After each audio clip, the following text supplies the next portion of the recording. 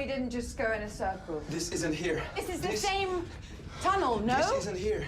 Believe me. How did that? No. Look, I thought you said you knew where we were going.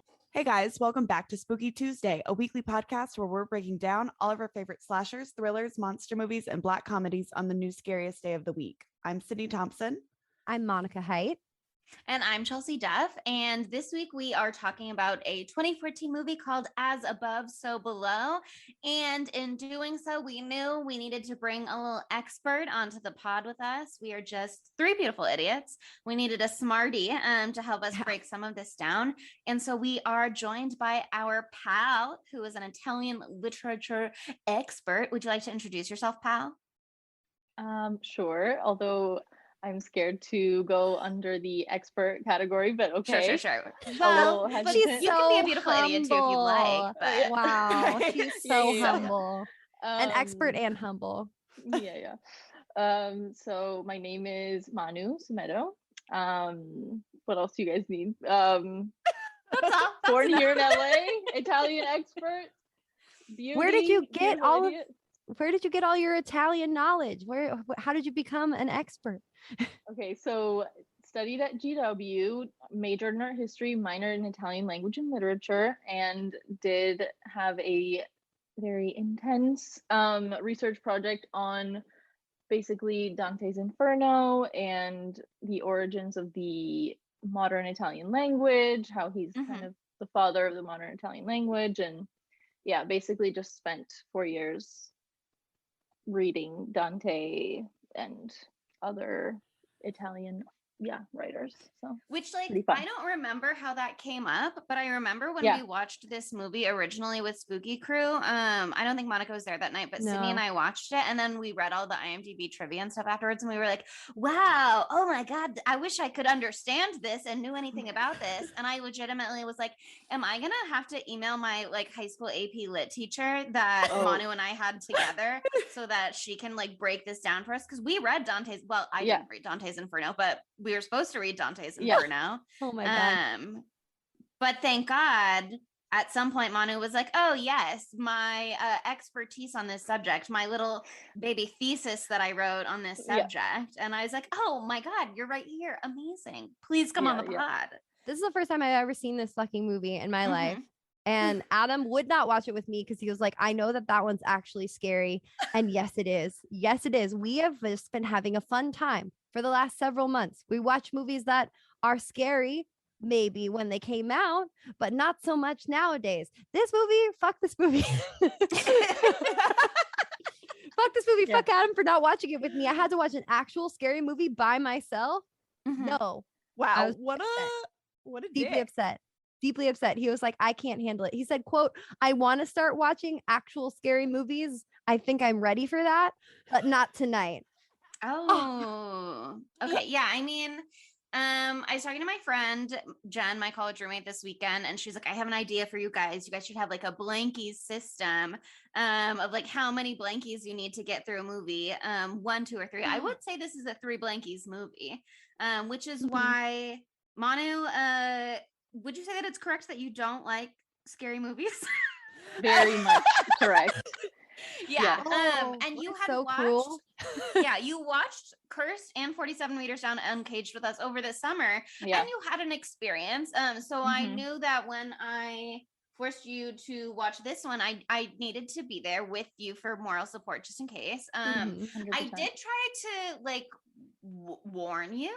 And I also tried to the movie, if you ask me, the way we talked about it when we first watched it, Sydney, the way I tried to describe it to Manu now is like, it's kind of like Da Vinci Code meets 47 Meters Down Uncaged. But she kind of fooled me with that one because she goes, it's fine. You saw 47 Meters Uncaged. It's fine. It's like that, whatever. And I was like, okay, how bad could it be? Got through that, whatever. Except it was a billion times worse because 47 Meters Down, I was like, okay, there's a shark. A freaky Aztec shark or Mayan shark or whatever. But blind it was just shark. A shark. An ancient blind shark, of course. There were sharks. Little, how dare you? Yeah. Okay. That was like the worst. And James Corbett got eaten. It was like, that was as bad as it got, Yeah. But Chelsea, Well, you did not appropriately prepare her at all. There is Here's the zero- thing. the level of scary of 47 meters down. Like I did not get scared one time, and 47 meters down, I was laughing. Okay, I did jump when like the fish screamed. I jumped, but like this movie was deeply psychologically disturbing. Okay. Yeah. The reason that I said 47 meters down Uncaged is scarier is because the scares are more sustained throughout, honestly, the entirety of the movie. You know what I mean? Like they're in that cave like 5 minutes in. This movie, it takes them 30 minutes to get down into the catacombs of Paris. By the way, the movie takes place in the catacombs of Paris. I'll get to the tagline eventually. We'll circle back around. But the movie takes place in the catacombs of Paris. They don't go, it's a 90-minute movie, hour and a half. 1/3, they're not in there at all. The next third, pretty much still nothing scary is happening. It's really like the last 30 minutes when things get scary. And so I was like, yeah, but they really pack in the scares. punches there at the Right, end. that's true though. Like, Yeah. he was like, it's And almost then- over, but No, And then okay. when we watched last night, you were like, okay, but 47 meters down, like you just said, there's a shark. You knew what to expect. Yeah. This movie, it No, does you not don't. prepare you. No. They're I cannot. That's the most hilarious comparison I've ever heard in my life. thank you. Like Sistine Stallone is not in As Above, So Below. She Okay. could be. She No. could, Susie. No, absolutely not. Love you, Sistine. Love saying your name more than anything. Sistine Stallone. Just wanted to say it one more time. But like this is on a different level. Like I would say, I don't want to jump the gun. This one's actually like pretty good. So that's one big difference. You know that I love 47 meters down Uncaged, Chelsea. So don't take it to heart. I had a great That's time. okay. Nobody likes my faves as much as I like my faves, and that's fine. Uh-oh. It's fine. I've come to terms with it. Fine. Okay, well, before we get too far away from it, Chelsea, what is the actual tagline for this movie? Maybe I should have read that before I started so I could have braced myself. So I don't have the IMDb pulled up. I'm just gonna use my little brain. But basically it's about an archaeologist who is looking for out of Harry Potter fame. This is actually the 8th Harry Potter movie. It's an archaeologist who is looking for the Philosopher's Stone. Nicholas Flamel's stone, which is like her dad had been on the hunt before it, and she's like, I think I have an idea of where it is. I finally found this thing that will help me identify its location and what to do when I get there. So I'm going on the hunt down in the Paris catacombs, and then things get spooky, as you might expect from the Paris catacombs. Yeah, and if you guys don't know what the catacombs are, watch this movie. It'll give you a great idea. But like, it's just these tunnels underneath Paris that are completely lined very beautifully with the bones of many dead people. And there's reasons why, which maybe Manu will say, I don't remember right now, but it's a fucking terrifying thing that is real. It is a real beautiful place. Did they film this actually in the catacombs? How did they get IMDb trivia? This is like the first movie to ever actually get permission to film in the catacombs. That is super cool. That is super special because that place, I've been down there. Talk about haunted places. Oh, when I did my AMA, I should have said the most haunted place I've ever been is the fucking Paris catacombs, not the murder house in Los Feliz. What the fuck was I talking about? Oh my God. But yeah, they really put the piano that's in there in the movie. They really put a piano down in the catacombs. They really put the car and lit it on fire down in the catacombs. Like they really were down in those catacombs. They did not light the They car did, on and fire Ben in there. Feldman, who plays George, is like claustrophobic, and so he had to take a lot of breaks from shooting because he was down in the fucking catacombs underground with all of the bones of people who had been on this earth before us. Okay, well, Wow. you bring up a great point, and the point that you bring up is Ben Feldman. And what I important. have to say about Ben Feldman is that he is so cute. Oh my he is. gosh. Yes. Literally, So like cute. when we started watching the movie, that's all Chelsea and I said. We just looked at each other and we were like, so hot, so cute. Yes. Everyone in this movie is like the hottest person I've ever seen. Like stacked cast of hotties, just saying. Like Francois Civil, he plays Papillon. Is that how you say his Oh, name? Papillon. Oh my God. Oh my God. And also, let us not forget Perdita Weeks, aka Scarlet with 2 T's. That's exciting. The main girl. She is drop dead gorgeous, mesmerizing to behold. Also, I've never associated anyone other than the girl dog in 101 Dalmatians with the name Perdita before, and so that really threw me through a loop. It's a beautiful name, beautiful woman. She's just as elegant as that dog. That dog has style and grace, and so does Perdita Weeks. So just works. It works. Edwin Hodge is in this movie too, who was in The Purge, which we did almost exactly a year ago, actually. Oh my God.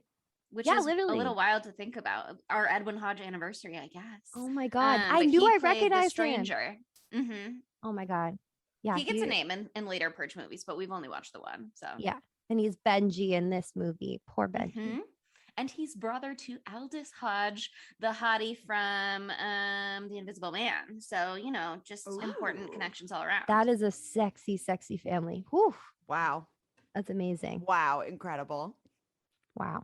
But yeah, okay. This movie really fucking drops you in. The beginning was my least favorite part because I was like, what in the absolute ever loving fuck is going on right now? And I didn't know that this was like it's not found footage, but like it's like first person camera kind of movie.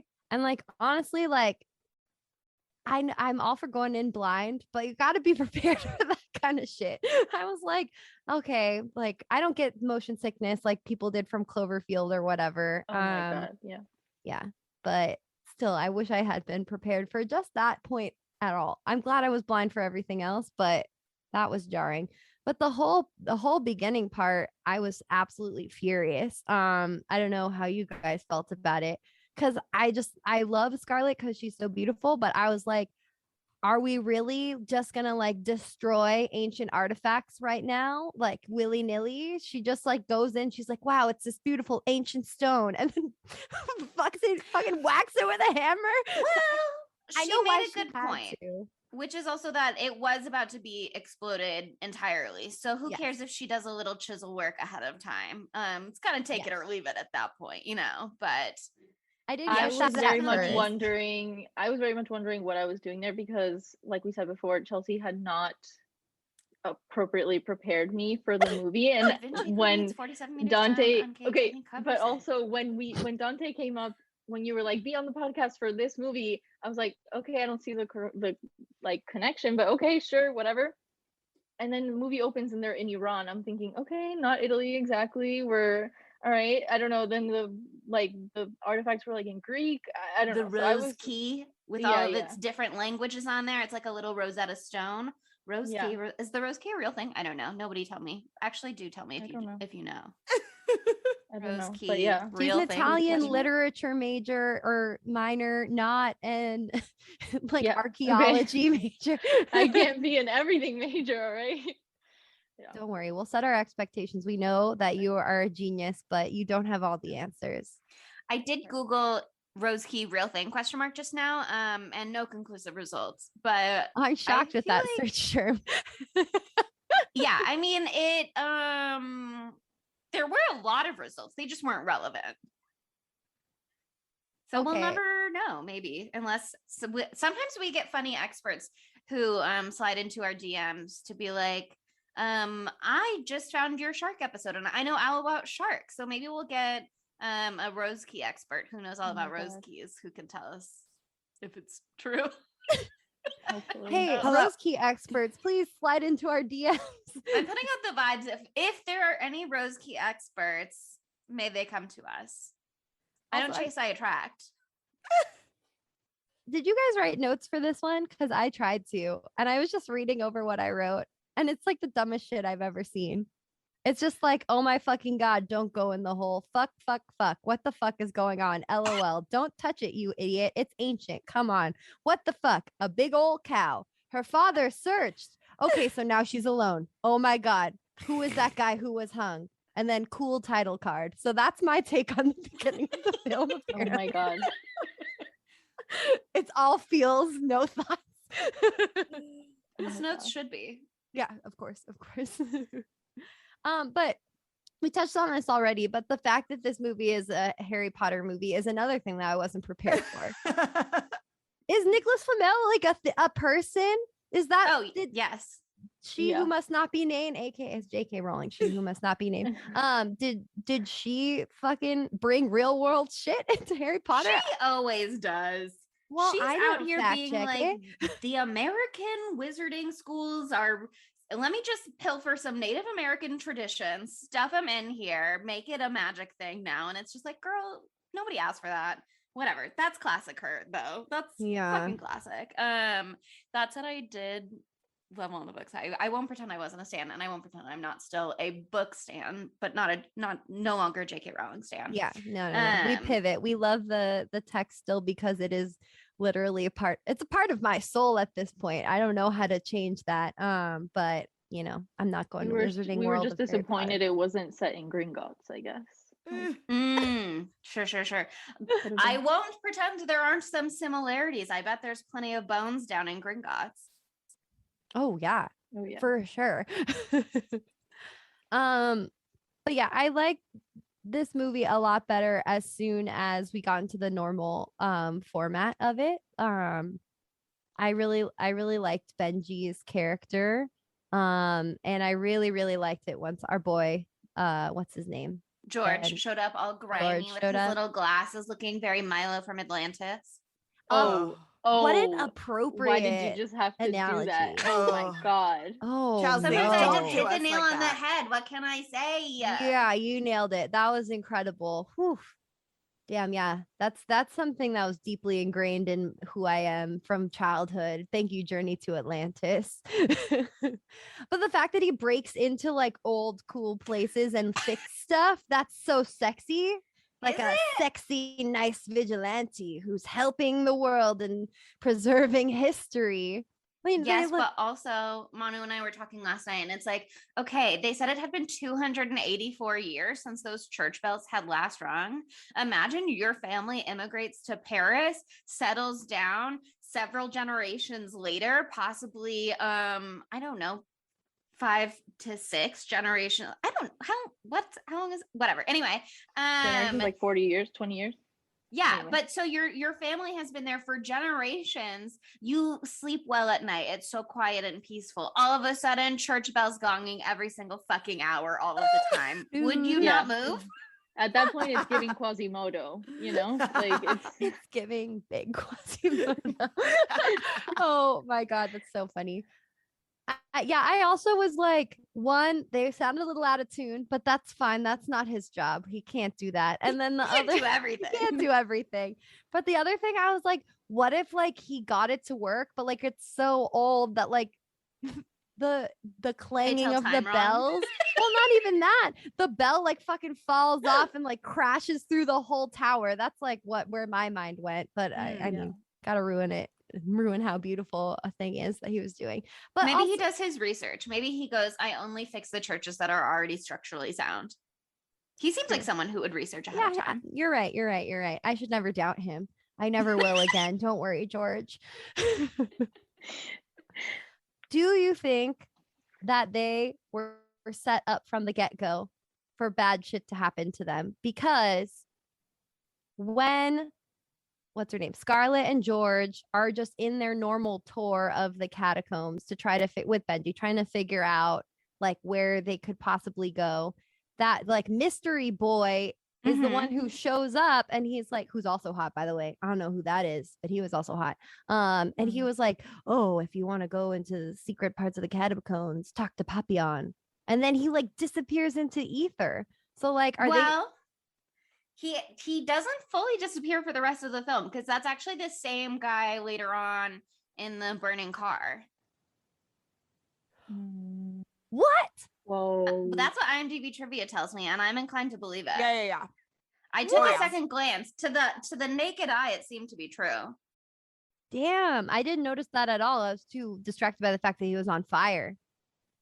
Well, if I can offer from the text, yes, basically Dante kind of like comes to at the entrance to hell, and he's given this opportunity by Beatrice, his love, who sees he's kind of lost his way. He's kind of like deviated from the correct path and is offered an opportunity to like correct the error of his ways, like redeem himself, which kind of seems like, well, I don't know how, if like spoilers at this point, but basically Whatever. It's Spoilers for fine. Dante's Inferno.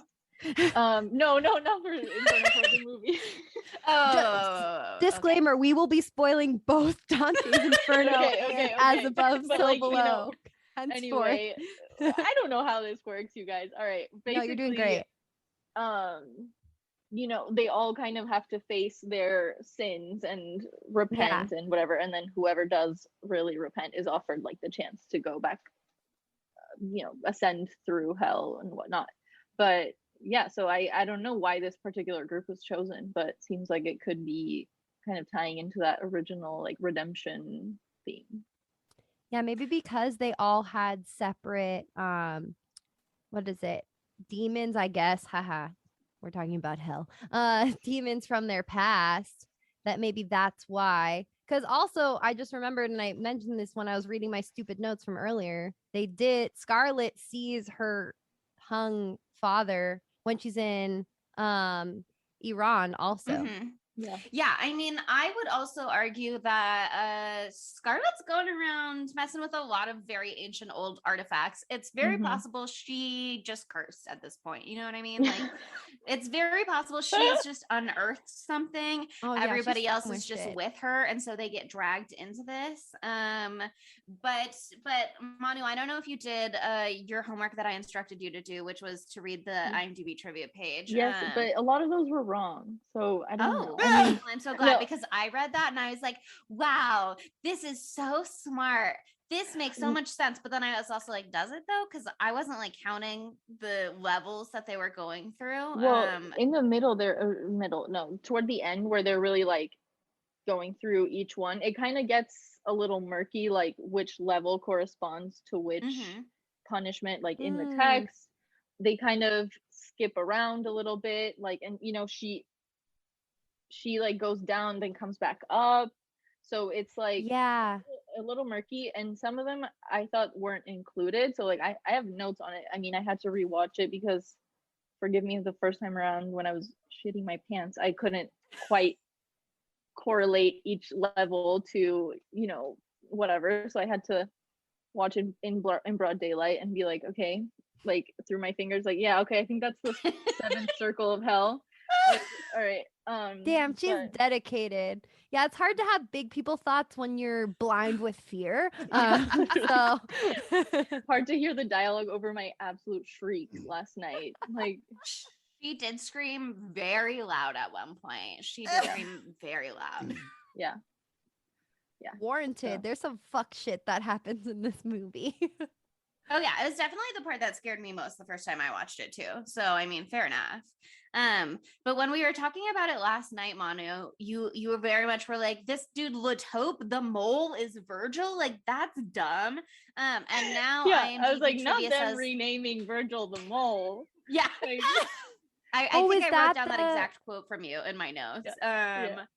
But IMDb trivia would have me believe that Scarlet is actually Virgil and George is Dante and Latope is, how do you say his name? Charon?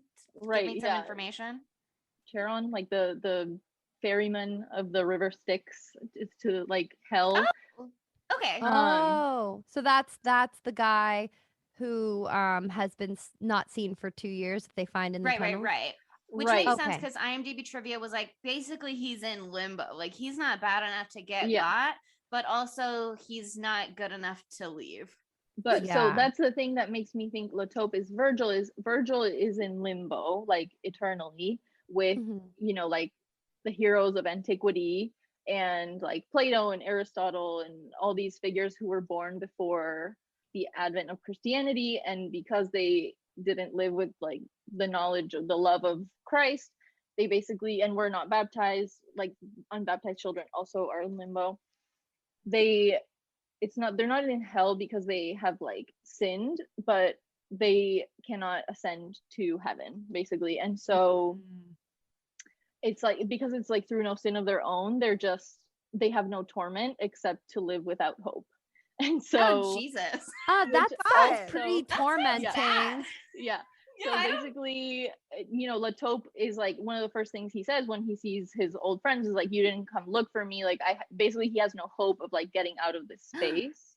And They just left him. Wow, down you gotta there. go on IMDb trivia and correct some of these points, yeah. babe. Yeah, and also basically That's asking when too much. Dante first arrives, like when he first comes to, he's like mi ritrovai, like he finds himself like in this dark forest, whatnot, like the famous first opening lines of the poem. I'll skip past this one part to where he finds Virgil. And basically one of the first things Virgil says to him is like, no, you can't ascend, you have to go, like the only way out is down through hell, which is basically exactly what Latope tells the group is you can't go back, you gotta go down. Yeah, I think he says that line exactly almost. Yeah. Yeah, exactly. Yeah. And so at first I thought like Papillon was the guide, because like guides are a big thing in Dante's Mhm. Inferno. Like Virgil guides him through Inferno and Purgatory, and then Beatrice guides him through Paradise. But basically, I don't know, I think Latope might be Virgil, but Charlotte makes somewhat sense. I don't know. I think the crew though, mostly just because of like how they have to encounter all those sins, like obstacles. I don't know. I think they kind of are more the like pilgrims, let's say. Mm. But I don't know. Yeah, it makes sense. Like, because Papillon obviously was trying to be the guide, and he usually is a guide in this in his world of the catacombs. But like, once they passed into that cursed tunnel, he was out of his depths, and then exactly. Yeah, he kind of loses that guide kind of status.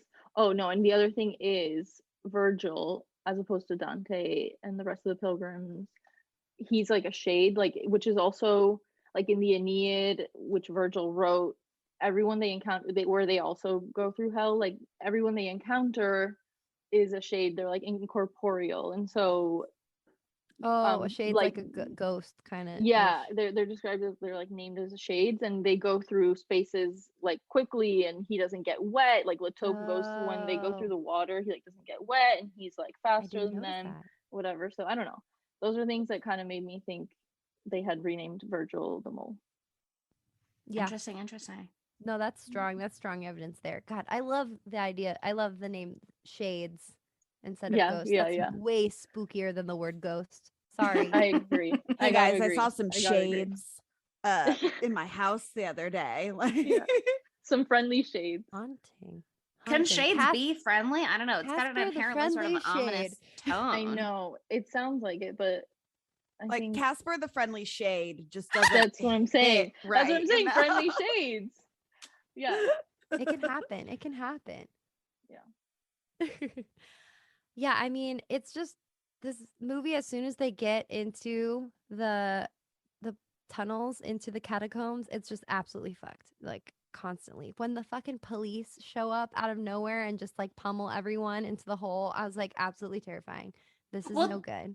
That's, I think, part of why whoever wrote that on IMDb trivia says that George is Dante, is because George has no intention of going down into the catacombs. As he says, he does not go underground. And Scarlett knows why. And he really keeps being like, I'm not going, even though Scarlett keeps being like, he's gonna come. And it's like, first of all, Scarlett, shut up. He has a perfectly good reason for not wanting to go underground, and that reason is that his beautiful little baby brother drowned in a cave. Like that you get a free pass to never go in a cave again then. Like, Jesus Christ, Scarlett, come on. Right, but so he kind of gets forced in when the police show up so that he doesn't get arrested.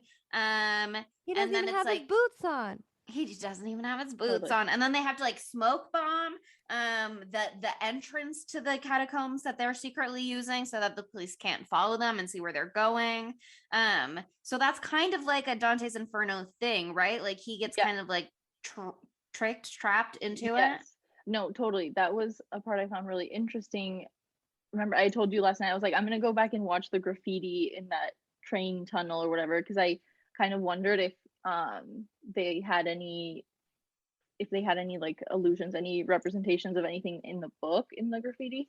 And basically they go in through that little tunnel, right? Mhm. And so Dante, when he like comes to and he's at the entrance to hell, he looks around and he sees this hill that has like these rays of light, whatever. He wants to go in that direction, but basically he's blocked by three beasts, which are like the leopard, the lion, and the she-wolf. So at the entrance of that tunnel, there's like a face, there's like a figure, a face or something, and then it has like kind of like rays of light, which I thought was probably kind of like alluding to the hill, whatever, in the poem. And then Ooh, that's kind really of three interesting. times they are forced, like kind of by like three beasts. First the police when they're outside Mhm. the tunnel, then the collapse of the tunnel after Benji comes through, Oh yeah. and Oh, when they have to then climb over a pile of fucking yes, bones and rats. yeah, and then Jesus. also the tunnel they wanted to go down, when they reach the other side, they're just back at square one and they're forced to go down that tunnel that Papillon is like, no, this is the bad tunnel, Ugh. whatever. So basically that's like the three sort of forced turns they have to make to finally like enter Interesting. hell. Hmm. Ugh. So I don't know. Manu, That's how I I love read this. it. But Manu, I'm loving this. I Yeah. love this movie so much more, and I already loved it. Oh, I love attention to detail shit like this. This is amazing. I will say though, this is the part of the movie that frustrates me more than any other part, because for the most part, I think the movie is smarter than I am, or more knowledgeable than I am, at least. But the problem that I have with that part is like, okay, so they've come down this hallway, which leads them to, on the left, the bone pile, and on the right, the bad evil tunnel. And so they're like, oh, we have to go over the bone pile because Papillon says Le Taupe went in the bad evil tunnel and nobody's seen him in 2 years. Like, only bad things lie that way. So they all belly crawl over the bone pile and all the rats underneath. And then it collapses behind them. And then they're like, oh, the only way out is the bad tunnel. And it's like, is there not the hallway that you just came through? And they just kind of don't show you enough of that room for you to know. And so I don't know if it's like they literally were trapped and the hallway is gone and it's like there's no way out other than through, or if it's just that Scarlet is like, okay, but you guys, like, the stone is down there and also all of the treasures that I promised Papillon and co, and so like let's keep going even though we know it's bad. I felt like the hallway somehow just disappeared. And I also think that I noticed that when they come out of the tunnel that collapsed behind them, the bone pile, the evil tunnel is like now on their right instead of, or it's like on the opposite side of wherever it was before. Like, it's already sort of a mirror version. And so I wonder if it's like literally just that was their only choice, but I don't feel that it was like narratively explained well enough for me to grasp if they were making a choice or if they had literally no choice. Because if I was Papillon, I think at that point, if we just climbed, if I was Benji, especially, if we just belly crawled over a bone pile that I freaked out on top of, it collapsed behind me, I barely got out without getting crushed, I would be like, nope, I'm gonna go home. You guys do the evil tunnel. You've got your pin cameras on your headlights, 3 of you, and best of luck. I'm gonna take my chances with the creepy cult ladies that we walked by earlier, and I'm just gonna dip. Well, I don't think Benji would do that on his own because his thing, and they don't really, and correct me if I'm wrong because I was so scared that I didn't absorb all details. But I think Benji's like demon, whatever it was that girl in some way. That girl who was at the club, because he was the only guy who saw, or person who saw that woman like staring at him. It was his camera that kept zeroing in on her wherever she was in the club when they were meeting Papillon. And then when he was in it was his camera that caught her in the spooky chanty Cult lady cult room. And But then she's the one who kills really him. And she's the one Does who she also pushes have a him baby through in the her hole. hands at that point? Yeah. Oh, does she? She has that's why I thought it was a different lady, because there's like a different element to it. I knew the creepy cult lady and the spooky club lady were the same, but I didn't realize. It's her again walking by in the background, because he has this like camera facing towards him at one point and you see her walking by and she's got those big eyes. So it's the same lady. but they never explain what everybody else, they're pretty straightforward about what they did wrong or whatever to get into this position. Not Susie either. Yeah, I didn't get Susie's No. death either. Did Susie like have something with, maybe her thing was that did her and what's the guy's name, the mole? What's his name? Latope. Maybe they had like a thing together, and he was the one who punishes her because she never came back for him, because she seemed to be the most caring towards him. Like when he was freaking out and acting really weird, she went to him to comfort him. So maybe they had some history. It's not clear, but she did go out of her way, you know? The movie very much like gives us information about like Money was saying earlier, every character kind of has a sin that they have to answer for in order to make it out, and sometimes the answer for it is that they like simply can't be redeemed, they get got. But like Scarlet is her dead dad, is what is the shade that's following her. And Benji has that scary lady. George has his brother Danny. Zed says at the very end, he just like drops it in when he has to redeem himself. We don't. Wait, what is it? Wait, we should say what everyone's actually. Oh, sure. So Scarlett's is that her dad committed suicide and had called her the night before, and she didn't pick up the phone. Right. So she held guilt over that, you know.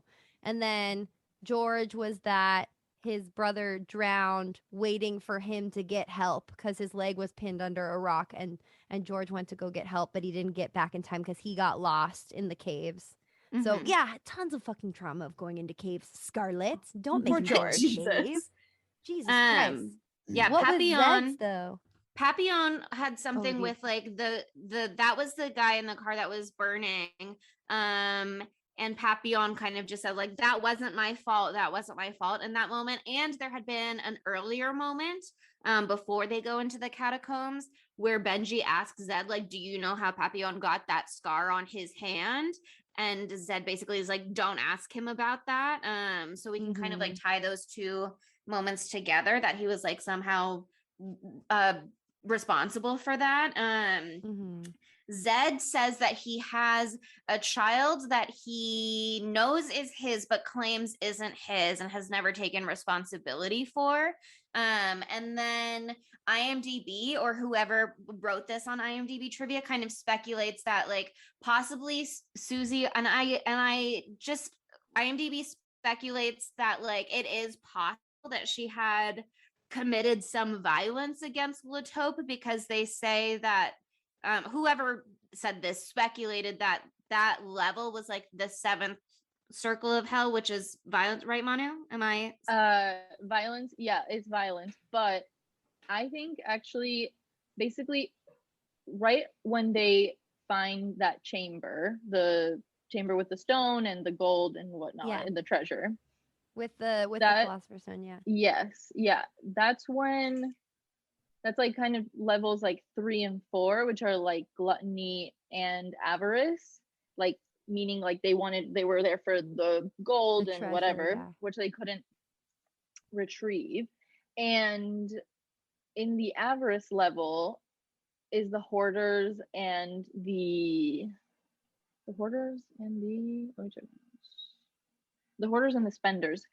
Right after they leave that chamber, all the rocks cave in on them, you know, and they're like forced to like move physically the boulders to get to Susie or Suxi or whatnot. That's the punishment in that level. In the avarice level is basically there are two like groups, the hoarders and the spenders, and they're both pushing boulders back and forth for all eternity. Like one has to move them toward the spenders, and then the spenders have to move toward the hoarders. It's like that's their punishment. So I'm kind of like, was her sin like the avarice? That's why she got buried by the boulders. Well, but she survives that part, right? Yeah, so she survives that part. Then she gets level. her head bashed in by Latope, which that like would be so perhaps like so the violence one. But you're right. If that's 3 and 4, where they're in with all of the treasure, and they can't take it because it's like the booby trap. That's the greed of it all. Then it doesn't really make sense to skip to level 7. This is the part where it kind of gets The first little one murky. of Limbo, super clear. I think like, okay, they find Latope, he's in limbo, he's guiding them, whatnot. Right after Latope, they go into that little river, which like there's the river at the beginning of hell, and then they descend, there's like Minos, and then there is the second level is Lust, which also I think is like a super direct illusion. It's that tunnel where everything is basically in the poem it's described like the light is muted and there are these horrible sounds, there's a horrible tempest, and it's like attacking them. It's the level of lust where they're like lovers, people who basically couldn't control their like urges, put like abandoned reason, and were just kind of cast about by their desires, and so for all eternity they kind of have to be in this like vortex, whatever. So super direct, like the muted sound, then the storm and whatever. Then when I they forgot go about that part. Yeah, The muted sound part is such a cool effect though, because it's like Agreed. specifically when they're standing in the water in the middle, not when they're up top. yeah. And Yeah, I didn't so understand what was happening at first, but yeah, that was really cool. yeah, but then then they go to the treasure. It could be like the gluttony, the avarice, whatever, and then is not violence, what's the next one? Wrathful and the sullen. So they kind of skip about a bit because I kind of thought maybe the sullen like kind of sink to the bottom of a river, which I thought the George's little brother could have been like kind of representing that level, because he's like trying to reach him underwater as Dante like crosses this river. So I don't know, they're physically like attached to certain images described in the poem, but I don't know if they have like necessarily a direct Yeah. Okay, correlation well, to, I like, the like text. Monty's theory that like she just didn't go after Latope, or maybe she was Yeah. supposed to go down there with Yeah. Latope and she bailed on Bailed him on or him, something. yeah. And that's why she has like this sort of, when he starts to get weird, she feels like an extra level of responsibility to like Yeah. confront him or console him or see what's going on. And then if it's related to whatever wrong she did him, that's why she has to answer for it. I guess I kind of wish we had gotten Susie and Benji's reasoning within the film for the sake of the narrative of the film. Yeah. Because it makes sense that we're left to speculate, given it, like if you have knowledge about Dante's Inferno, I feel like you could put the pieces together to be like, oh, they're answering for some sins. Here's what we think it might be based on what we see on screen. But if you don't, and I think most people don't, including myself for the most part, like I didn't get any Dante's Inferno stuff really until I was reading IMDb trivia, but it felt unfair, you know what I mean? Like I think what you're saying about the creepy lady being his shade helps to be like, oh, he was also haunted by something from the beginning, and so he was always like going to have to answer for something. Makes a lot more sense, but it felt so unfair without a little more narrative explanation to help me like close that gap. Well, Totally. I think that I don't like it when a movie spells it all out for you, because it's really fun when it's up to interpretation. So I think for sushi. Wow. Okay. Now I'm hungry. Now we're just going off the rails Now pronunciation. Susie. Sushi. I think that it was a good choice for them to not hand it to us with her, because she's the first kill, right? Right. So And we gotta also keep the mystery abounding, you know, if they were like, oh, Susie and Lamort were best friends, lovers, Lamort. and now whatever the fuck. He's the mole. I don't know what his Latope. name is. Latope. Shit. Fuck. Okay. The death. Latope. The death. Like I if they mean, spelled that not out wrong. too early, if they spelled that out too early, then you would have been like, oh, they're all being punished. But at first you're like, what the fuck is going on? And like, I like that about it.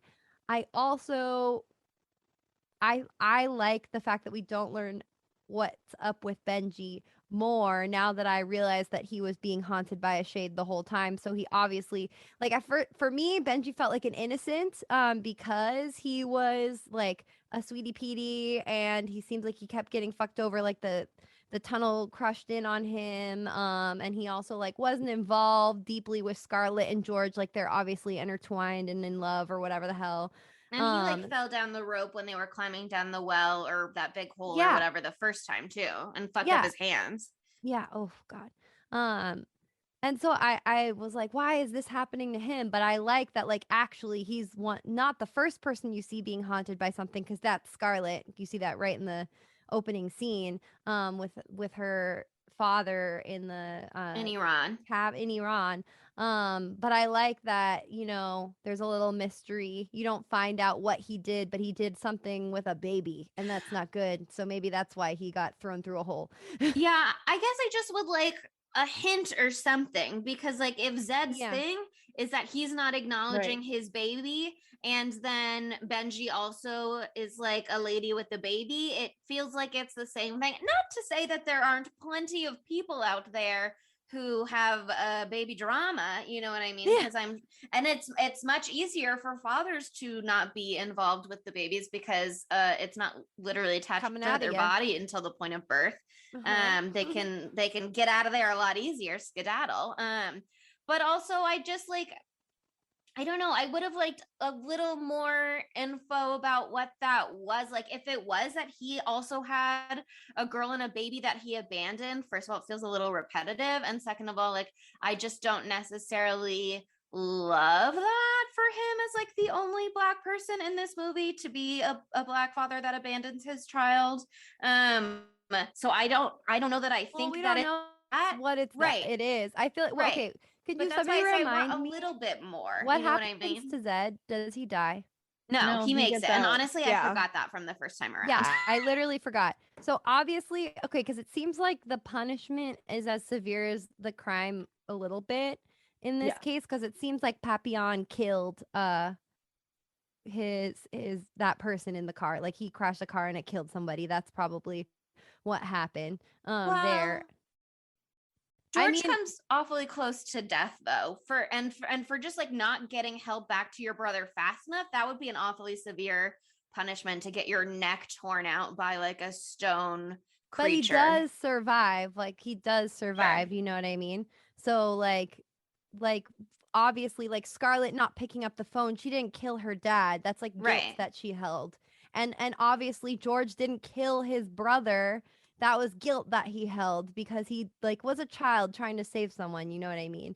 And obviously it's bad that Zed is doing what he's doing, but he didn't like kill anyone or anything like that. So maybe that's why they survive. And maybe the thing we don't know about Benji is he's actually done something bad, but who knows? We don't know. The mystery. He could have left somebody for dead. I mean, we don't know that like Papillon killed that guy either, so much as he could have been responsible in some way for his death and not taken responsibility. Yeah. So it could be something a lot more innocuous. I just like, I would have liked one hint. I don't need the full answer, but one hint. Like if it was like a wife and baby thing, if Scarlet at some point was like, I'm gonna have to tell his girlfriend or something, you know what I mean? Just like, does he have a larger life that we can get a glimpse of? Does Scarlet know it? Is he totally new to her? You know what I mean? Like, is this the first project they're working on together? Who knows?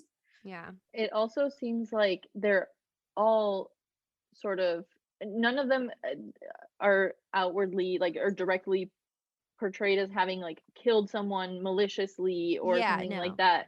So it's kind of like, okay, so why did he get to survive and this one didn't? Like, Zed, why does Benji see the baby before he gets killed, when Zed like openly, and actually Zed, who gets to survive, who openly admits he's like, I have a baby I know about and I acknowledge it. Yeah. Like it's kind of weird. And also from a Dante standpoint, like the whole point is that as they sin, so they are punished in a very like direct, above, proportionate way. And so so I kind of want to know, like, okay, why this punishment? Like, give me the backstory. Totally. I feel like Papillon is the only character that we see of this crew who really is like being a dick ever, other than Scarlet, who absolutely is being a dick plenty of time, but I guess is just like smart enough to kind of work her way around all this stuff or whatever.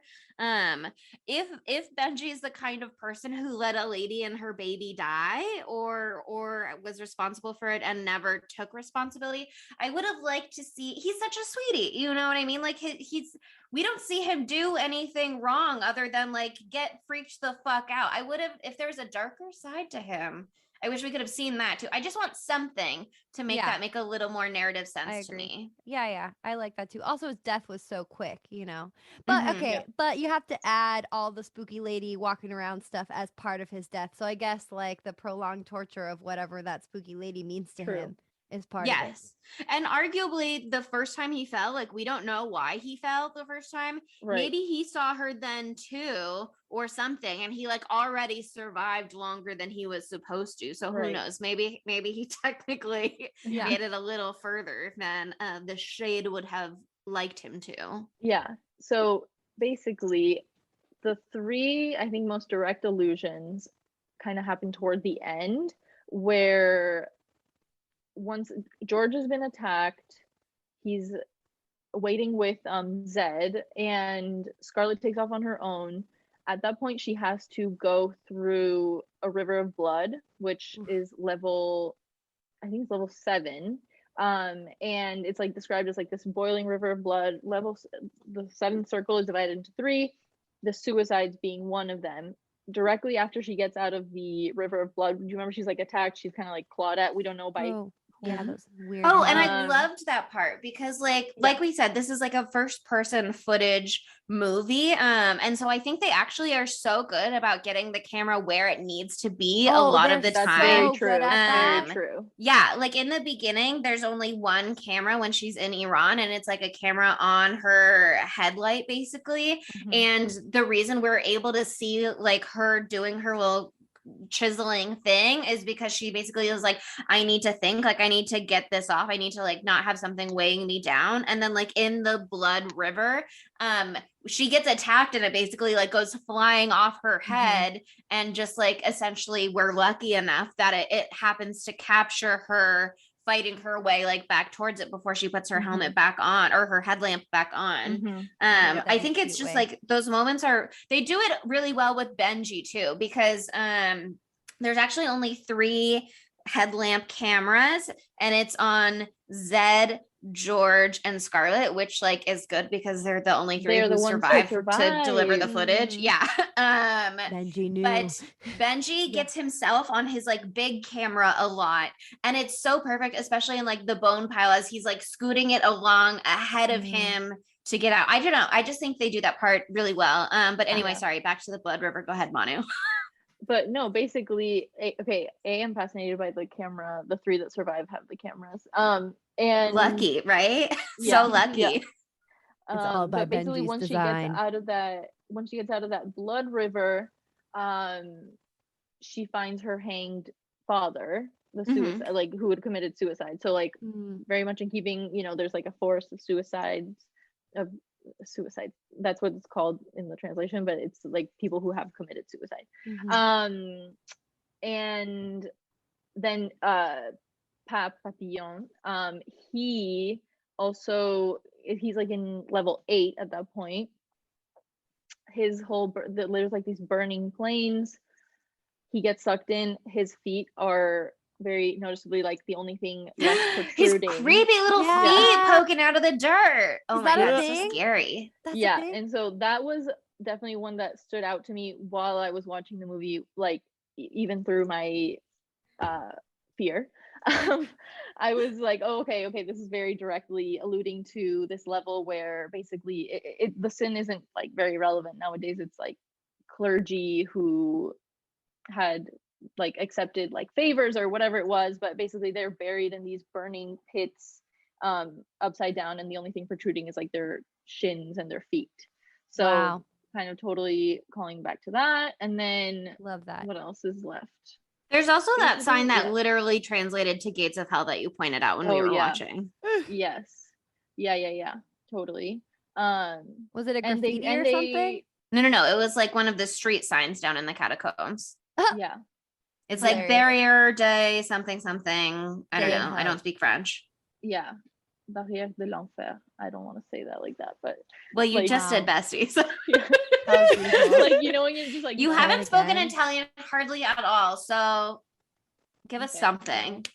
Yeah. When I was watching with her last night, we got to the beginning where they were doing like something, I don't know, she just started literally Oh, when after they sneak into the museum and pull Nicholas Flamel's gravestone off the wall so they can light the back on fire using just a little ammonium sulfate with distilled with lime or whatever she says. Oh, and she's my like, God. she mentions in the beginning that she has her master's in chemistry just so for that moment where she can be like, let me just combine some common cleaning products and then I can light this on fire and it'll reveal a secret chemical reaction, which tells us Aramaic something whatever, and then they can translate it because she found the rose key earlier in Iran, and then so George translates it, and first of all it rhymes perfectly, and I was like, does it somehow rhyme perfectly in English, or is George, sorry I said Benji earlier because he looks like such a little Benji to me. He does look like a Benji, but his name is George, and I was like, does it rhyme perfectly in English, or is he rhyming it for us on the spot? He's just like,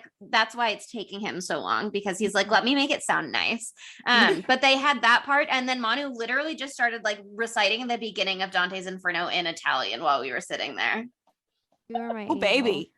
Oh, baby. That is that's honestly very hot. So great. Yeah, because he he was like halfway, blah blah blah, and it literally those are the first words of Inferno. They're like, nel mezzo del cammin di nostra vita mi ritrovai per una selva oscura, and like whatever, and then like the right way was la dritta via era smarrita, whatever. Like the right way was like obscured, I guess. Italian but is like a gorgeous language.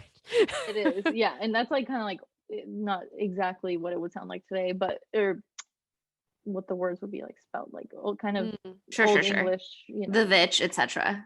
Yeah.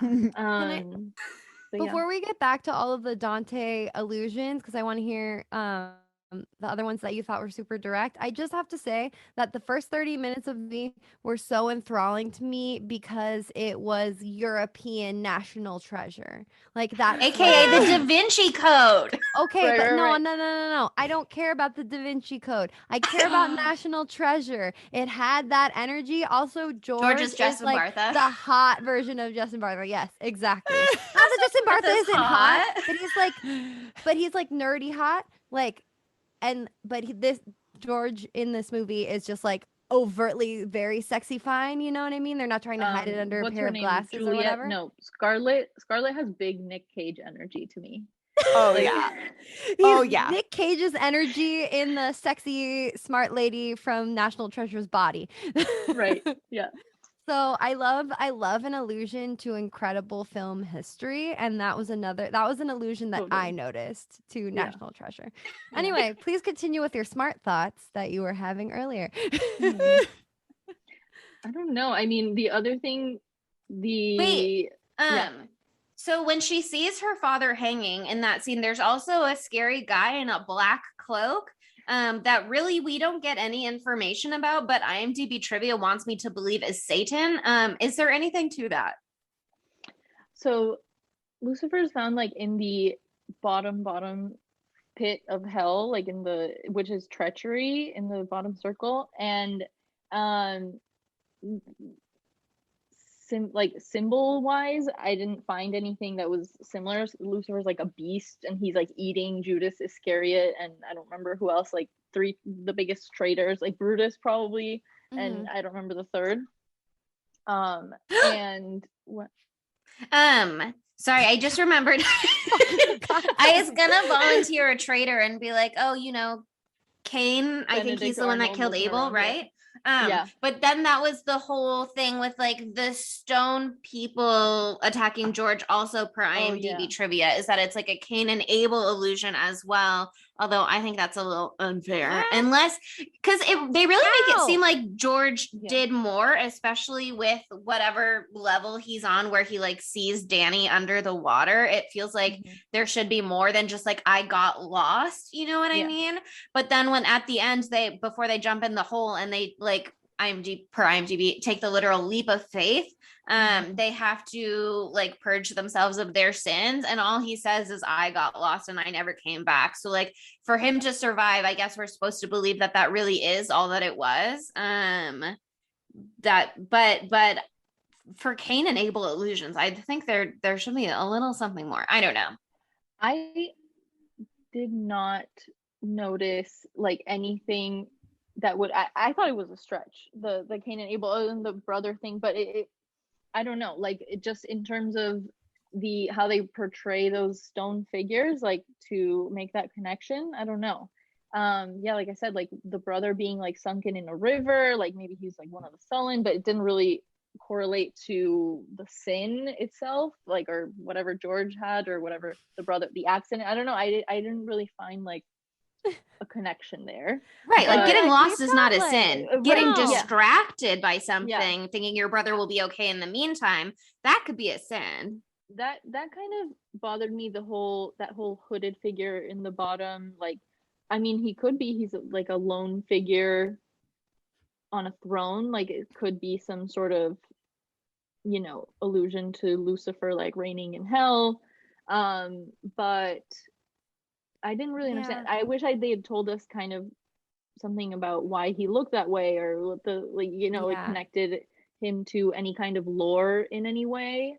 I feel like that was one of the weakest parts of the movie for me. Yeah. Even though I was scared, like I was scared for sure, like it was spooky. But I was just like, anytime I see someone who looks like a weird corpse with a big hood, I think of spooky guy from Star Wars. I feel like I said that. Oh, just, like, Palpatine. Palpatine. I feel like Oh my I said that God. like 2 episodes ago too about Yeah. someone. But yeah, like I was getting big Palpatine vibes, and Palpatine I just think is dumb. So like Yeah. not scary to me. I was just like, Yeah. if he's so big and scary and bad, like also if it's I don't remember how it works in Dante's Inferno, but like usually Satan is like got some cool shit going on because he's the king of the underworld. He's got like he They was go in like his a belly beast. button. yeah, he's got something going he was on. like Or this giant beast, and he was like eating their Yeah. heads, whatever, and they were in this like frozen Like, why lake. would They he be kept, sitting in yeah, the and dark they kept eating on freezing his sun. own? over. Yeah, there was nothing like He was just about staring anything into frozen. blackness. I don't know. Yeah, Yeah, it was and they So Chilling. they He wasn't it was even 100% torturing chilling. anyone. He's Yeah. just, No, you it know, was very all vibes. disconnected. Yeah. He's just vibes. He's just vibing. He's just sitting there staring into the void. Been Yeah. here's the there, thing. but Yeah. like not the Satan energy I was looking for. No. Oh no, the other thing was the Ptolemaic hinge, which I was like, okay, you see a scarab. I felt like it was a reach to immediately be like Ptolemaic hinge. Oh, yeah. I don't know, like, And I know how Egypt. ancient engineering worked, but that the stone just like rolled away. I'm willing to believe it, because I certainly don't know enough to know that that's not how Ptolemaic hinges work. Yeah, absolutely. I have no expertise to contribute on that particular matter, but like Sydney, you're our Ptolemaic hinge expert, right? Oh, Can yeah. you Oh weigh in? yeah, of course, that's me. Do they do an accurate That job? was accurate, right? Yeah, completely 100% accurate of how it actually Amazing. happened. Thank you so much You're for welcome. clearing that up. Yeah, Where's as Nick someone Cage when we who need him? has seen The Mummy many times, Right, that right. scans for sure. Yeah, Yeah. But I did basically- like that Yeah. that part because they were doing the planet thing, right? Because they were being like, it felt very smart to me that they were like, oh, there are 8 planets, so it should be the 7th. Oh, but they didn't discover the last 2, so it should be 6. Oh, but they did think that the Earth was what everything revolved around, so the Earth is not a planet. Oh, but the sun and the moon were planets, so we're back up to 8 again, or whatever. Yes. Copernicus, they were like, is this pre-Copernicus? I was like, Yeah. good for them Look at knowing all all these these smart little facts words. in their little heads. No, totally. And it is mentioned, like the 9 heavenly bodies are mentioned in heavenly, meaning like oh Celestial. God, I do not feel confident for some reason distinguishing astronomy, Astronomical, I think. astronomical. Let's cut this part Astronomy. out, for the love of God. We literally had to do an astrological consult with Sydney before we started this podcast episode. So that's why it's in your head, probably. It's You would know it's otherwise. astronomy, not astrology. Yes. Oh. Astronomical sense, they mentioned like 9 heavenly bodies in purgatory. Actually, it's not an Inferno, and he them in order. It's like they're basically 9 concentric circles of that was like the conception of the galaxy, the universe at that point, and like with the Earth at the center, and it's like the moon, Venus, Mars, Saturn, whatever, and then beyond that was supposed to be like the Empyrean, which was heaven where God reigns. And so it is mentioned actually, like the way they list them, like the moon, in, but not in Inferno, it's in purgatory. So that was interesting, and it is a Ptolemaic like concept. So Yeah. Oh, They really did. They did it in this movie, you know? Yeah. Like They did some research. Put in the work. They didn't put in all the work. They didn't go all the way. But it's a horror movie, you know? They're going to have to pull a few strings to make it extra spooky scary. And I think it was very successfully spooky scary. I myself was very spooked and very scared. And I heard that Manu did a blood-curdling scream. Sydney, you're 100%. A hard one to scare. Were you Sydney, scared? do you remember if you were scared when we first watched it? When we first watched it, no, because I saw it in 2014 when I was still actively like currently watching like new hip horror movies. So hip. But I remember this movie like scaring the shit out of me when I watched it. When I like first saw it. If I saw this in theaters, I would have wet my pants in the theater. Yes, literally. It was I saw it on a baby iPad, like, and I. We had all of the things going for us. We had a baby iPad. We had a light on in the other room. And still blood curdling scream. Yeah, no, Absolutely. I gotta say, Adam did contribute. He was like, "Good luck with that one, dude." Like, fucking Adam. Adam shot a text over. I had to try and reprimand him, and I think it went okay. He definitely convinced you when he was like, "Anyway, you're past all of the scary parts, right?" Yeah, no, it was like the last 40 minutes left or something, and he's like, "Oh, you're good. It's all plot from then on." I'm like, "Yeah, I somehow doubt that." No, yeah, it's he was just Dante's Inferno for the next 40 minutes. Fucking with you at that point. Yeah. I made Ryan watch this with me when he was here, and we like turned it off at some point, and then like later he was like, "No, like I think we should put it back on." I was like, "Are you sure you don't have ready to finish watching this?" Literally. For the pride, for the glory. I think that I have a thing. Like, I haven't watched The Descent either. I don't think I like claustrophobic movies. Holes, and I don't really get claustrophobic. But like, I saw this TikTok to get really smart about things right now. I saw this TikTok about this guy who was doing like cave crawly things with his friends. And they were supposed to go through this tube to get into another room, but they missed it. And he went into a different tube, and he went in first, and it was a dead end, and it got smaller at the bottom. And so he got stuck in there, very much like that part that you were talking about in the movie with the clergy where their feet stick out. It was like that. His feet were sticking out. They called people to try to get him, and he directionally asphyxiated. Yes, it's so easy. Died.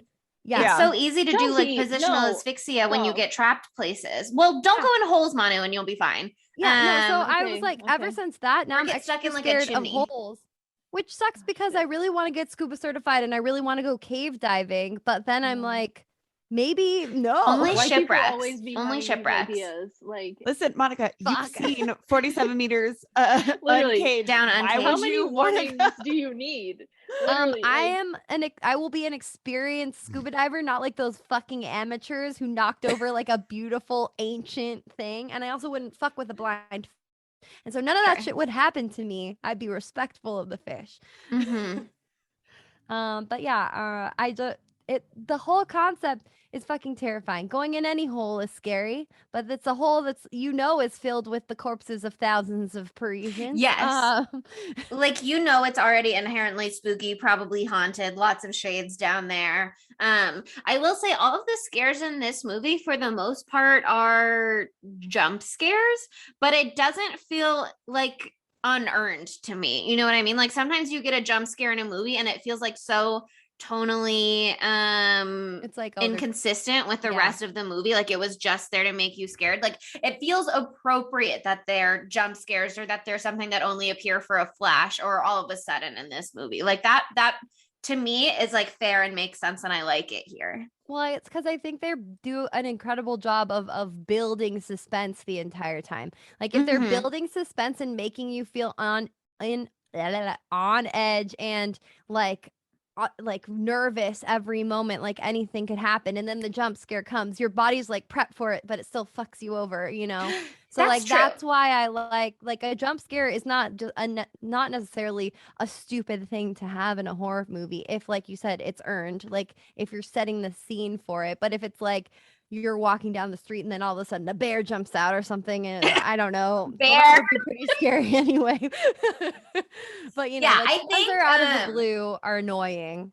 that actually is the perfect segue to circle back to something else I wanted to talk about before we get to our segments, which is, you're right, they like build the suspense, like the shades that like will get you all of a sudden, like Taupe suddenly turning on Susie, or like the scary lady startling Benji to let go and fall to his death, that kind of stuff. It feels like it makes sense because you've already gotten all of the eerie setup with like the scary piano down there with the fucked up A4 key, just like the piano that George and Danny used to play at home, and like the ringing phone, when like there's really no fucking reason that a phone from the 1930s, the 1940s should be underground. And then like with Papillon also, that is not a jump scare, you know what I mean? Like that very much has like a moment where it is existing and like breathing and has that space. And so you're right, I think it makes sense to have these jump scares because they've built in all of this creepiness of like, there are things down here that can't be explained, there are things down here that are directly from your past that you don't know, you can't quite reckon with at the time. And so when you have somebody jumping out all of a sudden, or when you have all of a sudden the river is blood and there's creepy hands in it and these stone men are jumping out of the walls, like it does feel par for the course.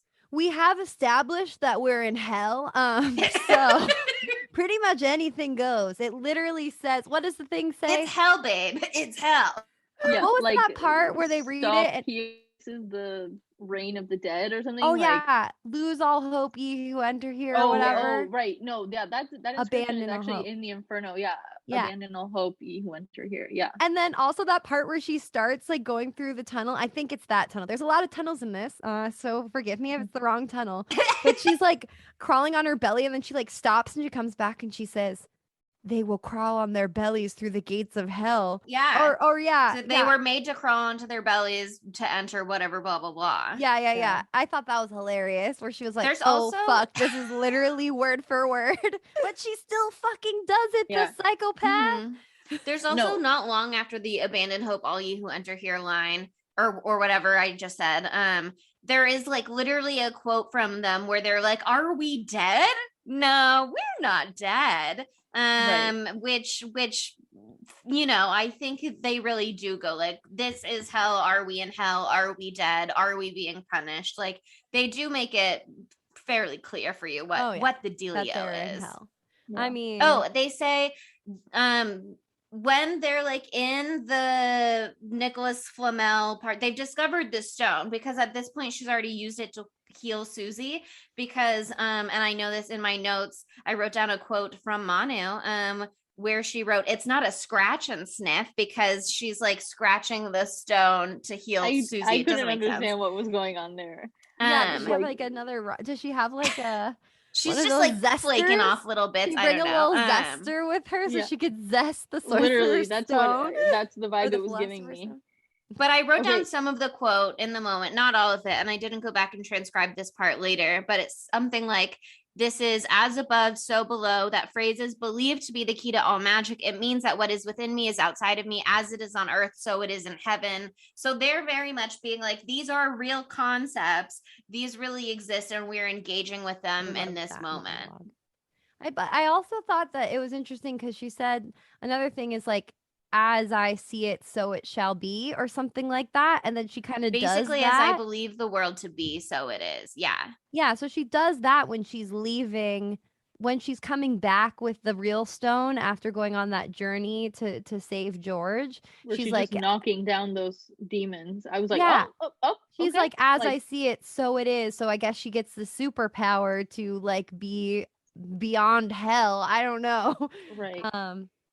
But you know, I like her, even though she makes a lot of questionable choices. So I was glad that she could just be like, "Fuck you, scary stone gremlin men." Like she says in the beginning. Okay, not only does she have her master's in chemistry, which helps her mix up those basic cleaning products, but she does say she's a black belt in Krav Maga. Yes. So when she's delivering these little like face punches to the Oh, stone okay, guys and that's they're just like called- collapsing back, that's Krav Maga, I guess, Krav baby. Maga. Yeah, no, it Meat, literally babe. is. It literally is. The palm, it's like a palm thrust, I think it's what it's called. I took Krav Maga for a year. Oh, I damn. did, but so long ago.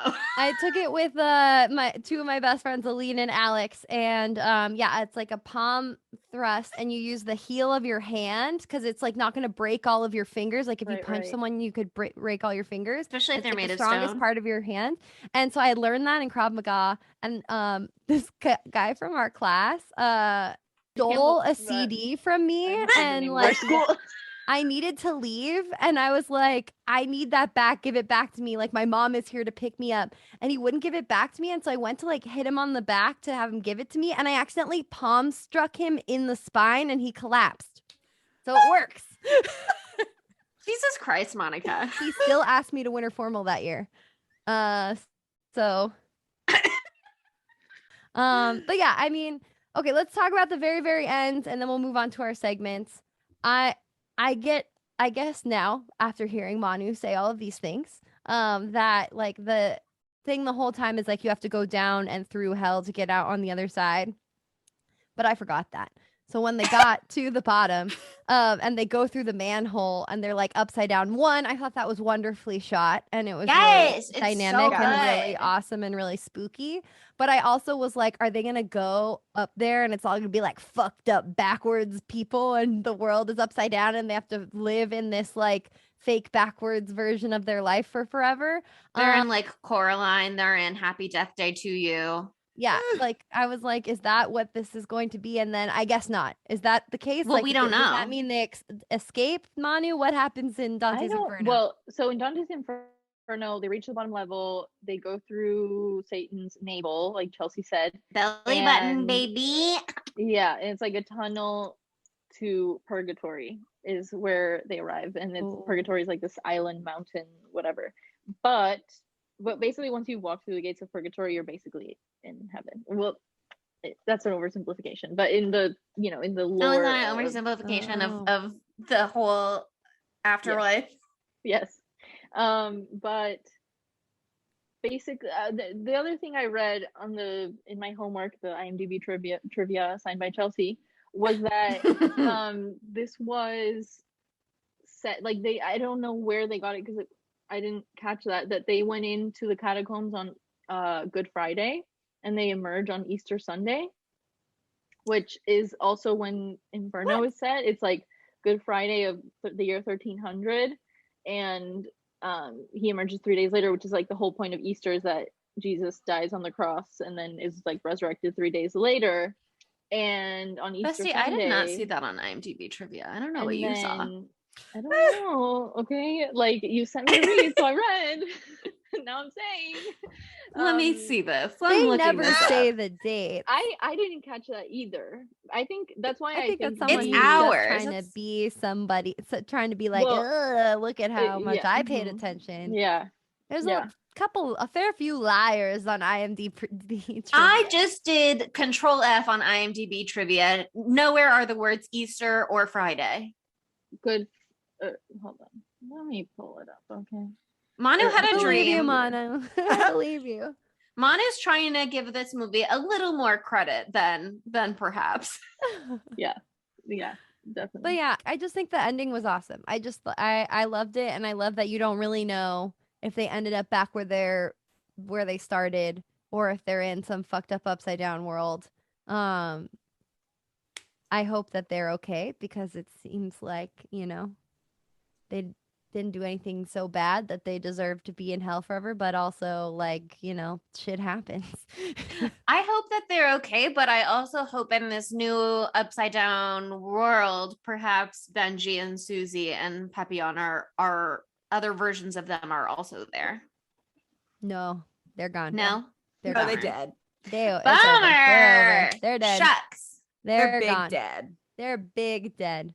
Well, guys, I've seen Happy Death Day to You, and I know that other people can exist in other alternate universes. Okay. This is a different universe. This movie is not in the same universe as Happy Death Day, I don't think. Shocking. The tones are so similar. Not until Chelsea writes one of her famous alternate universe AU fanfics. crossover. You know what I mean? Oh my god. Gonna get a little fanfic moment. Yeah. Incredible.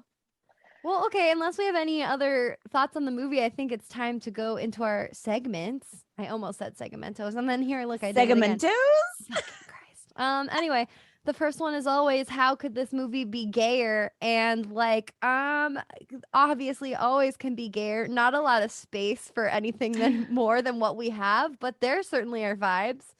Yeah, I mean, there is a romance storyline between Scarlett and George. Like, they do almost kiss at one point, and they say, like, that week with you in Turkey was the most exhilarating week of my life, even though she literally abandoned him in jail. But I feel like Scarlett is pansexual, and I say pansexual because I feel like she specifically would, like, there's the whole discourse about like bisexual versus pansexual in terms of labels and what they mean, but basically it can mean whatever you want it to mean. But I feel like she would pick that label specifically because she would be so like academic and intellectual about it, being like, people are just bodies. Like, I'm in love with the brain inside. Are you sure she's not sapiosexual? Sexual? That's what that means. Don't say that. No, I feel like she loves a dummy. She's a fucking sapiosexual. She's such a fucking sapiosexual. Come on. Like, she has that in her Tinder bio. Like, she does. No, she would never. Yes, she does. First of all, she'd never be on Tinder. Hot as fuck, and I still like her, but she's really annoying at the same time. So she definitely is giving me that. She's giving me all of that.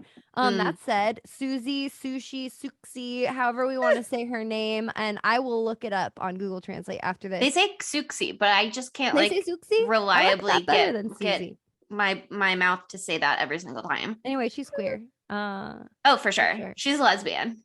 She's queer. Actually, sure. Well, I feel identify her as Papillon's girlfriend, but I don't buy it. Do they?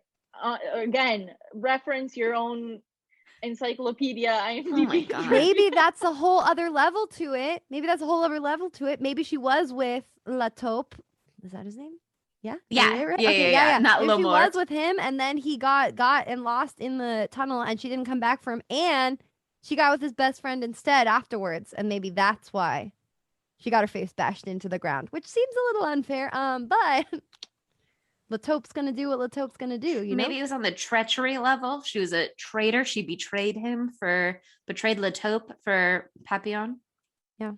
I don't I know. also just Control F the Susie girlfriend thing, and I couldn't find it on IMDb trivia. I don't know where I'm pulling this stuff out of. She's making things up, folks. She's out here doing lies. She went beyond the Call of Duty. Yeah. Watch her be like making all of this Dante Inferno stuff up. She just said something silly to prank us in Italian earlier. She probably wasn't even speaking Italian. How are we supposed to? Oh my god, the level! Can you imagine the levels of deception that would have to ensue? Like, she's been lying to you for how many years since we graduated college? Just because she speaks Italian and knows Dante's Inferno doesn't mean she's giving us the real stuff this time around. True.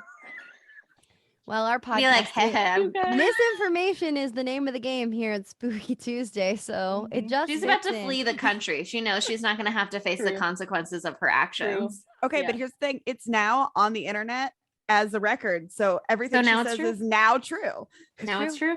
That's what she wanted. This is Mono just creating new things. Her own fan fiction moment for all of Dante's Inferno. Incredible. This is just an example of modern folklore. And Dante gets with Virgil in the fifth circle of hell, and they totally do it. And then that's how it could be gayer. Dante. That's how it could be gayer.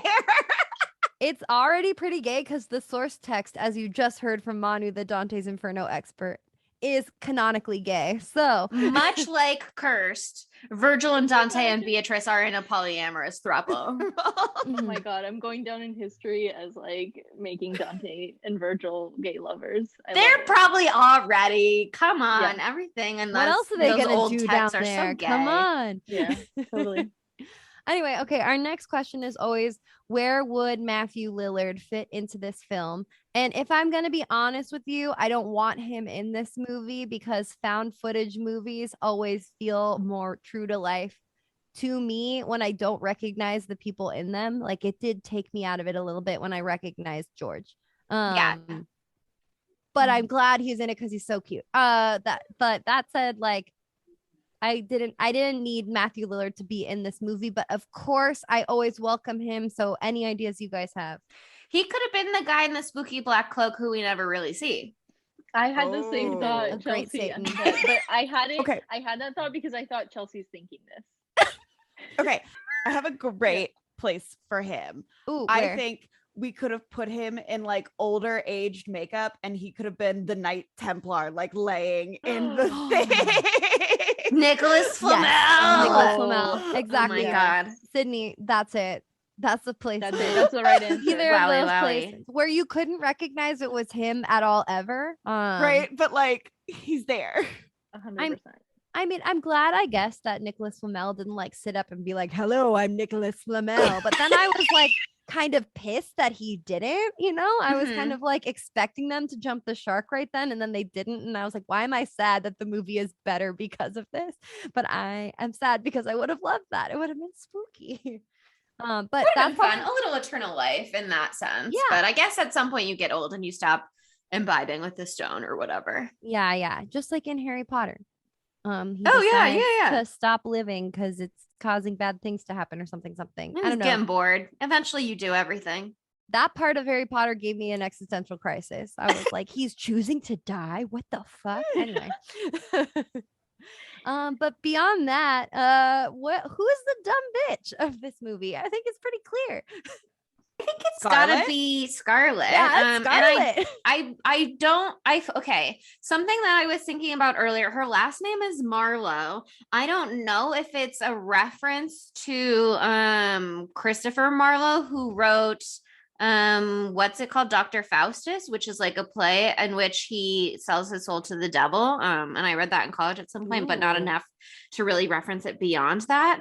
That's not like the character's name though who does it, that's just like the author. So I guess it makes sense that they're not necessarily like condemning her if that is a reference, so much as just being like, yeah, there's like devil shit going on. The father could have been the one who sold his soul, you know. Because they do in the beginning, they are when Benji is interviewing Scarlet, he's like, is it true that, hold on, I wrote down the exact quote, let me find it real quick. But he asks her about her dad, and he says, your father, there was a lot of speculation that he was mentally unstable. Is there any truth to that? And she just says, why? Because he killed himself.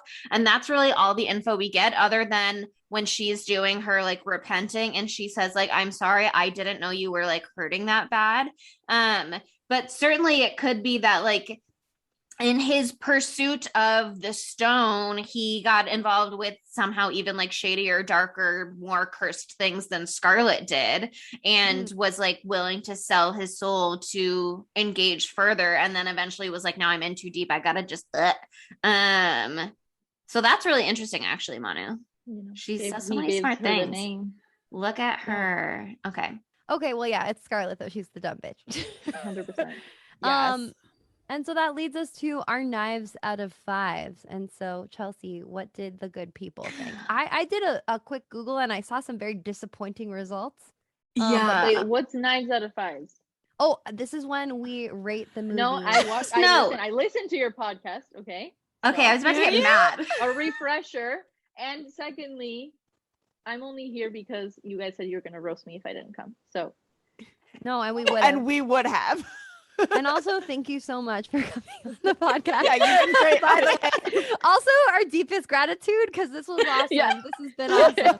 But we're not done yet. We got to rate it first. So this is the part where Chelsea tells us what the critics and the people, the great people of the world thought about the movie. So lay it on us, Chelsea. They didn't like it. is the short of it. It was too smart for them. Okay. Wow, just too smart. Yeah, I mean, people on IMDb seem okay with it because it got 6.2 out of 10 on IMDb. But then if you go to Rotten Tomatoes, it really did not do well. It got 26%, which is super rotten from critics, and it got 40% from audiences, which is also pretty rotten. And the reviews are pretty fucking scathing. Which is insane, some of them, because one of them said, once the characters go underground, things start happening. Not scary things, mind you, but things, which is just like, I don't know how they did not think that this was scary, because we were very scared. They obviously they must love caves. That's right. it. Someone from the New York Times wrote, the movie's signature signage, abandon all hope, ye who enter here, is the only instruction we really need, which like, brutal. Wow. But yeah, okay, I mean, but that's like an A-star insult right it's there. A great Gotta lead. give him. It's a good zinger, but also it hurts my feelings because I liked this movie. But it did win an award for Best International Poster Design at the Golden Trailer Awards. And the poster is really cool. And also the end credits are really fucking cool. So they are getting some kudos in there for their artwork and their design. Other than that, not much though. People were like, okay, well, Manu, do you want to give your rating first? How did you feel, or would you rather us set the scene? Well, I mean, no, okay, you guys go first, actually. What did we do with Rebecca when she was on our magic episode? Does anybody recall? It doesn't matter. Every day is a new day. We can do whatever we want. So true, Bessie. I think we made Rebecca go last. Who knows? Okay, Manu will go last. I'll go first because I just don't know what I'm gonna say, and I'm just gonna say it right now. Yeah. I loved this movie. It's not the best movie I've ever seen. There are some things that are like annoying about it. Like Palpatine being the devil. Could have done something way spookier. I would have loved, like you were saying, actually happens in Dante. And is this the same? It's not the same thing. There's that painting of the big spooky guy and he's eating people. I would have loved Saturn, painting. Uranus, a planet eating his sun. Which one? Yes.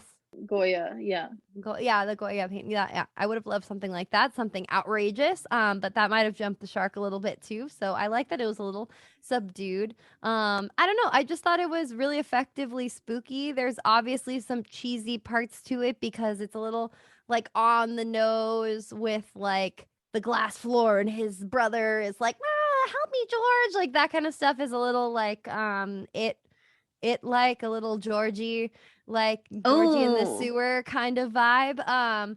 But you know, I thought it was still really effective. I kind of like that. I feel like they could have had a little bit of a slower burn into how crazy things got because like almost right away it starts getting paranormal because like not paranormal but like beyond what could actually be happening in the catacombs, like the piano being there and it being the exact same piano, the phone ringing, that's pretty early on. So they could have edged us in there a little bit more, but I don't know, I thought it was really effective. I love it even more now that we've had this conversation because they obviously did their homework and they obviously fudged a bit of the details here and there, but they did a pretty damn good job of doing some Dante shit here. And you know, the reason that this didn't get that great of reviews from other people is because, you know, they all haven't gotten their minor in Italian literature. True. So that probably must went be over their heads. That's gotta be That's it. That's a big flaw. So I'm gonna give this one like a 4.2 out of 5. I really liked it. It actually scared me. And that's like the first time that's happened to me in like 4 months. So good job.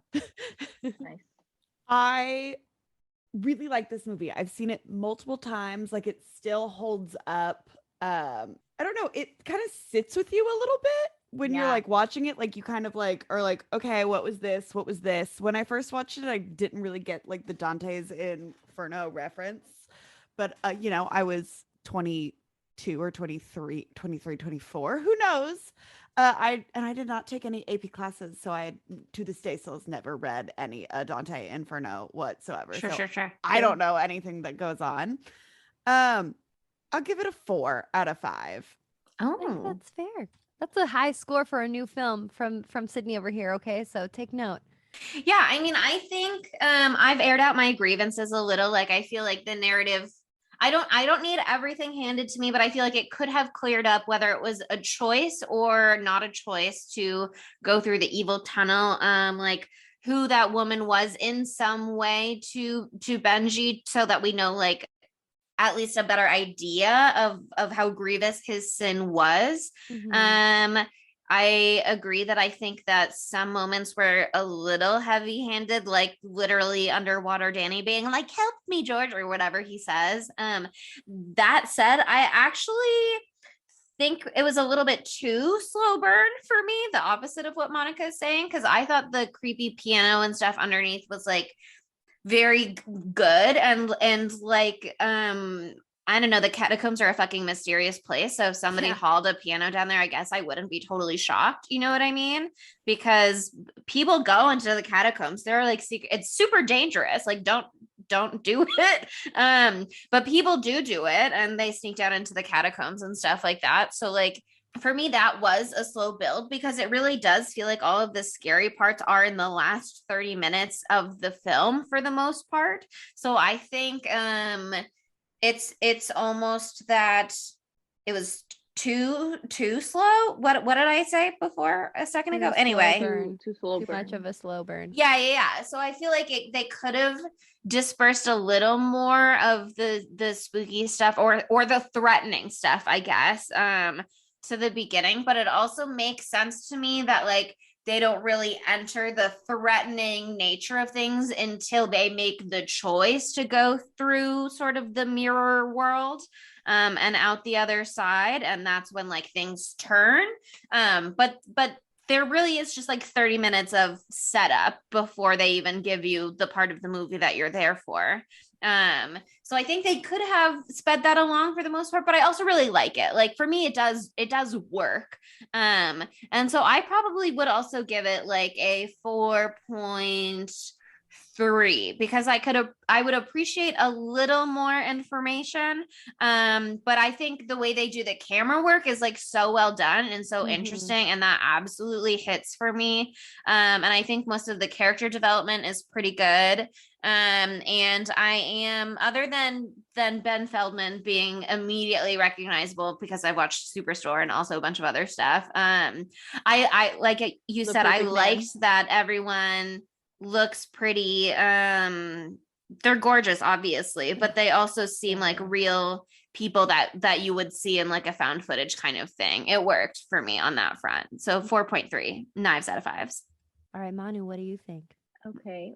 I definitely share some of Chelsea's concerns, like about backstory, and it did feel sometimes a bit random when they were skipping between like Aramaic and then ancient Egypt and then like the catacombs and Nicholas Flamel and all that. Kind of sometimes I'm like, okay, maybe stick to one mythology or something. Like but and I actually would have liked more maybe catacomb specific like horror, you know, because I actually That's also true. when they crawl over the bones, that's kind of the last time you see the bones, which is part of, at least also part of that poster. I think they're talking about like it's very, and when you think catacombs you think skulls, bones, etc. Yeah. But I did really like it. I enjoyed, you know, trying to find analogs with like the whole story in Inferno and all those elements. Rating, I was very scared, but that's just my baseline. So who knows? Like 5 out of 5. Why not? I don't know. Wow. Like, I the perfect film. Yeah. I don't know. 4.5 out of 5, 5 out of 5. Who knows? Somewhere there. Well, which one is it, Bestie?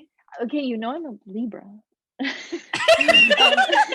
I feel like based on your reaction, it's more of a 4.5 out of 5. Yeah. Let's leave some room for growth. Yeah. Okay. Fair enough. Because okay, let me just say that's a really, really, really, really, really good point about not doing enough with the whole Paris fucking catacombs of it all. You're gonna put a movie in the catacombs. You're not gonna use the catacombs. They're just gonna be spooky tunnels. Yeah, there could have been a lot more with that. I mean, there's literally like there's like gorgeous, horrifying shit down there. Like these beautiful walls that are like sculptures, and it's like actual people's skulls and bones. Stunning fucked shit.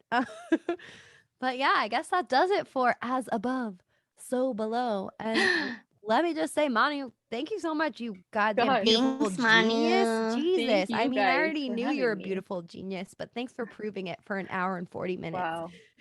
Three This beautiful was very idiots nice. I and loved one it. beautiful genius. Balance, finally. Oh, that's not fair. I love you guys. Thanks for having me.